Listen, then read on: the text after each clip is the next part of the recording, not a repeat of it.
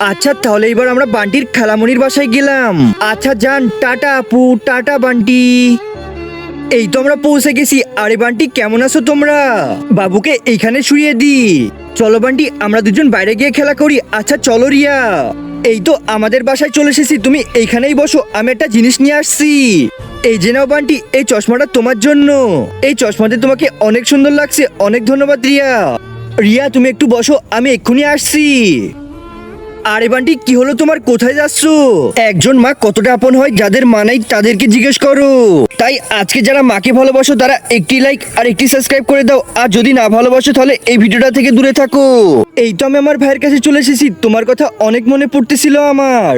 ও বান্টি তাহলে ওর ভাইয়ের কাছে আসার জন্য দৌড়াইতেছিল। এই যে নাও বাচ্চারা খাওয়া শুরু করো, অনেক মজা হয়েছে খেতে তাই না রিয়া? হ্যাঁ হ্যাঁ বান্টি ঠিকই বলেছো, এই গ্রামটা আসলে অনেক সুন্দর। সবাই ভিডিওটিতে একটি করে লাইক করে দিবেন।